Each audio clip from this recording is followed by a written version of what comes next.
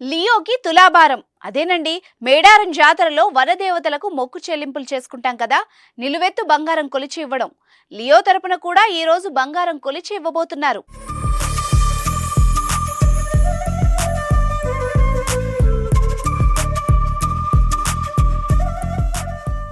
ఇదిగో ఈ బండి మీద పోతున్న దంపతులు పోషాల జ్యోతి భిక్షపతి. వీరు బెల్లం కొలిచి ఇవ్వబోతోంది వీళ్ల కుటుంబ సభ్యుల్లో ఒకరిగా చూసుకునే వీరి పెట్ డాగ్ లియోకి. గజం కేవలం 4500 రూపాయలతో 165 గజాల భూమి కేవలం 8 లక్షలు మాత్రమే. పెట్ యానిమల్స్ ని పెంచుకునే వాళ్ళు వాటిని జాగ్రత్తగానే చూసుకుంటారు, కానీ చాలా తక్కువ మంది వాటిని కుటుంబ సభ్యుల్లో ఒకరిగా భావిస్తారు. వాటికి ఏ చిన్న ఇబ్బంది అయినా తమ కుటుంబ సభ్యులకు జరిగిన ఇబ్బందిగానే భావిస్తారు.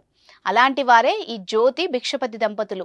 ఈ కుక్క పిల్లను తమ పిల్లల్లో ఒక పిల్లగా భావిస్తామంటున్నారు జ్యోతి. ప్రాణప్రదంగా చూసుకునే లియోకి పోయినసారి మేడారం జాతర సమయంలో బాగా సుస్థి చేసిందట.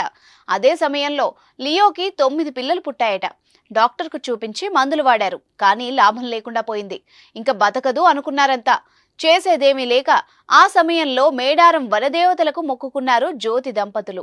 లియోకి ఆరోగ్యం బాగైతే నిలువెత్తు బంగారం, అదేనండి బెల్లం సమర్పిస్తామని. అంతే, టక్కుమని లేచి కూర్చుంది లియో. నెమ్మదిగా కోలుకుంది. అందరూ సంతోషపడ్డారు. జ్యోతి భిక్షపతి కుటుంబంలో లియోని అందరూ ఒక కుక్కలా కాకుండా వారి పిల్లల్లో ఒక పిల్లగా చూసుకుంటారు. లియో కూడా చూడండి ఎంత చక్కగా చెప్పినట్టు వింటుందో, చక్కగా తన బరువు తూచడంలో సహకరిస్తుందో. ఆ తల్లుల మొక్కు చెల్లింపులో భాగంగా లియో బరువు ఎత్తు బంగారం జోకిచ్చి మేడారం పోయి మొక్కులు చెల్లించుకుంటున్నారు భిక్షపతి కుటుంబ సభ్యులు.